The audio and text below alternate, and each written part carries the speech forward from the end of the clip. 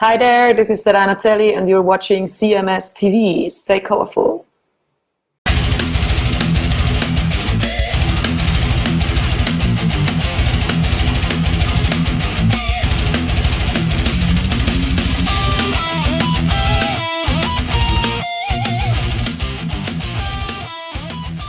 And what is going on, everybody? It is Chris Akin back with another edition of Chris Akin Presents. Thank you so much for tuning in and watching. Make sure you do all the podcasty stuff, would you please? Like, follow, share, comment, all that good stuff, okay? Make sure you do that. It just makes the channel grow, and it is very much appreciated. All right, but let's get to the stuff that's not pluggy and garbage. Let's get to what you're here to hear about or see about today. That, of course, last night's fight on Netflix, the return of Jake Paul, once again, this time against veteran fighter, former champion, Anthony Joshua. Now, if you've been following along with the Jake Paul saga, he's made a lot of noise, won't lie about that, and he's found a lot of interest, and somehow Netflix is buying into it as well. The fights themselves, if you followed, have not been very good. And there's all kinds of allegations out there that they're fixed and that they're scripted, and Jake is suing people that is saying that. So I'm not going to say that.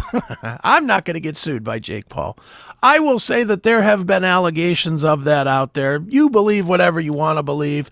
If you watched the Jake Paul versus Mike Tyson, and you've watched any of the internet sleuths that show them pulling punches right when he's about to strike, you decide for yourself, okay? I will say this, though. Everybody that he's fought up to this point has been kind of either has-been-y or not quite good enough, kind of guys that would give a guy that is less than a premier fighter a chance. And even Tyson, as much as we all love Mike Tyson, and we all do, I mean, come on, he's Mike Tyson. He was well past his prime for fighting. It was not the Mike Tyson that we remember from the 80s, that's for sure, and from the early 90s. It was a very much slower, very much more willing to take hits and not fight back Mike Tyson. It was like the Mike Tyson we saw at the end, the very end of his active fighting career, slowed down about 40% from there.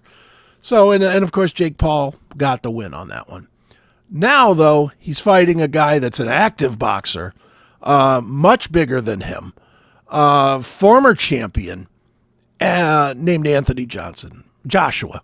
And Anthony Joshua, if nothing else, he had the weight of the world on his shoulders last night, because if he failed, oh boy, his career definitely over, but it also would make professional boxing look extremely bad if this outlier, if this kind of, I don't want to call him an amateur because he's making all kinds of money, but this guy that is not his day-to-day profession for his life, I guess. I don't know how else to put it. If Anthony Joshua loses to this guy that is not a full-time, for his lifetime boxer, that would have put an ugly look on boxing in general, because it basically means that the sport itself is not this elite level that we've been trained to think. But that did not happen. If you watched it last night, you saw Jake Paul goes to the hospital with a broken jaw after losing to Anthony Joshua in the heavyweight fight. Now, I watched the most of it. I did not catch the beginning of it. I will say this, the Netflix broadcast, boy, it looks great. I will say that. It looks fantastic. But it's very clear that Jake Paul's company, MVP, is paying for everything, because the way they ass kiss was on another level. This was even when Jake lost, even after the fight, the commentary team was like, oh, Jake was so brave, and Jake was this, and Jake held his own, and Jake this. And it was like, wait a minute, Jake lost. Anthony Joshua won the fight, but they didn't. They gave him a little bit, but not much. It was really, really tough to watch, to say the absolute least. The fight itself, Jake, look, Anthony Joshua came into the fight. You could tell the first 2 rounds he was only looking for a knockout. And if you've watched any boxing in your life, you know that when guys go in swinging for knockouts, they either hit it right away or they miss, and they generally lose because they get all their focus away from their game, and they just go in there strictly to knock somebody on their ass. It was clear that Anthony Joshua was doing that at the beginning of the fight. First 2 rounds, and Jake Paul was running away from him as much as he could. And for whatever reason, I'm assuming because he was loading up the left to knock him the fuck out. Anthony Joshua just wasn't cornering him, wasn't putting him in the corner, and wasn't working the body and the head. He just wasn't working. He was just chasing the guy around looking for the big shot. It did not come in those first 2 rounds. Well, that's when it started falling apart, though, because eventually, I guess the trainers or somebody or Joshua himself got it in their head, time to fight the way that made me a pro. And 3rd through the 6th, it was all Anthony Joshua. He was dominant. Jake Paul, once he caught a couple of hits, you could tell he was not ready for the power that he was getting hit with. He was getting hit by a real boxer with real power over and over again. And by the 6th round, I mean, I was yelling at my screen through the 5th round and into the 6th. Jake started getting knocked down in the 5th. But even in the 4th round, there were times that Anthony Joshua was hitting him, and he was kind of grabbing him and falling to his knees, and they were just brushing him off and letting him back up to fight. And these should have been knockdowns. They really should have been. In any other boxing match, I'll just leave it there. In any other boxing match, they would have been counted as knockdowns, not just slips, because he was getting hit, he was down. That's a knockdown. Did not happen that way. Hey, you. Why are you watching this with commercials? Go commercial free and unlock exclusive content. Become a VIP today on Locals, Substack, or Rumble Premium. Stop waiting.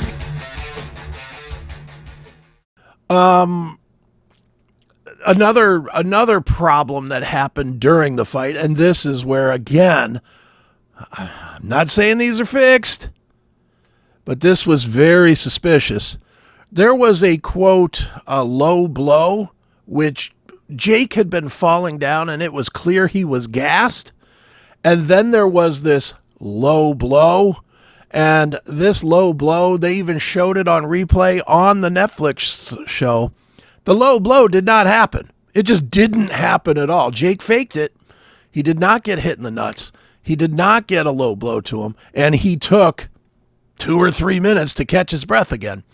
Didn't matter, though, because Anthony Joshua was right back on him. Joshua just kept on pounding. By the 5th round, I think Joshua knew he had a beaten fighter, and he just went to work. He did what professionals do. He systematically broke this guy down. And by the 6th round, there had already been, I think, 4 knockdowns in the fight, and it was over. And he went down. Joshua said after the fight he wants to fight Tyson Fury. That would be a very slow fight, to say the least. Those two are not fast fighters. I'd watch it, though. I wouldn't mind seeing that. As for Jake Paul, Jake left with a broken jaw. I saw an image earlier. I don't have it handy here, but it was a picture of Jake's jaw. It's broken on both sides. And, I mean, if you saw the knockout punch, I can't show it here because the assholes at YouTube will immediately ban the video. But if you see the knockout punch, the final one, that clearly broke his jaw because that was fresh out of the Pantera Vulgar Display of Power album cover look. I mean, just his jaw's about 3 inches the wrong way as he's getting socked. He got absolutely smashed. So Jake Paul loses. Real quick, I do want to talk about the other fights. You had a championship fight in here. Alicia Baumgardner beat Layla Boudouin, I guess is how you say her name. Very boring fight. 12 rounds. Went the distance. What interesting that they went 12 rounds. Women do not usually go 12 rounds, but that was an interesting stipulation. That made no difference because it just extended the boredom. And then there were other fights. I did not watch all of them. I did watch this one, and I was just like, this has always been the problem with boxing, and it was amplified by 100 being on one of these showcase events instead of a more real boxing match, I guess. That was when they trot out guys that are way too old to be doing this, and they're still doing it. They brought out two veterans of MMA. They brought out the great Anderson Silva, obviously UFC Hall of Famer, super legend, maybe him or John Jones. People go back and forth as 1-2 all-time greatest in UFC history. So you had Anderson Silva fighting Tyron Woodley. Tyron Woodley, also a champion, I believe, in the UFC. Both of these guys, I think, got their chance to make some extra money because they both fought Jake Paul previously. So Jake knew him and Jake put him on the bill. Fighting against each other, 50-year-old Anderson Silva, 42-year-old Tyron Woodley. Anderson Silva wins in yet another not exciting fight. Boring fight. I don't know. I know it's probably not going to happen, but I hope Netflix takes a look at this and says, you know what?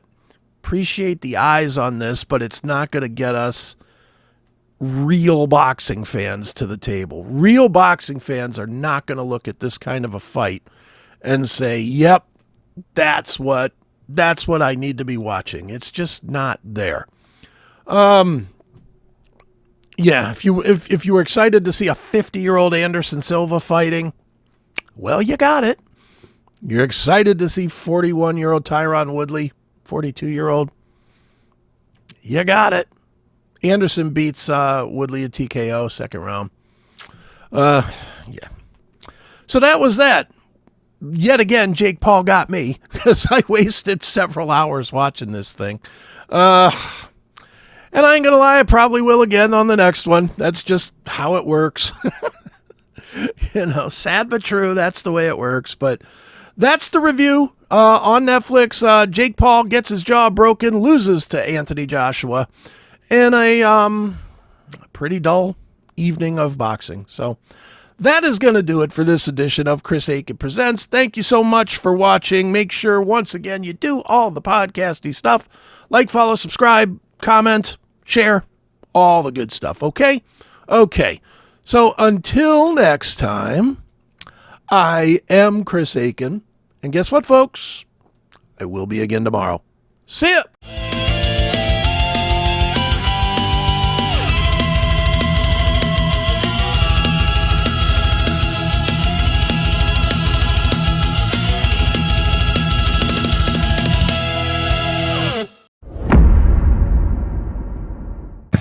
This episode of the CMS Network is brought to you by our sponsor, Blackout Coffee. If you are a coffee lover, you will love when they are selling over at Blackout Coffee.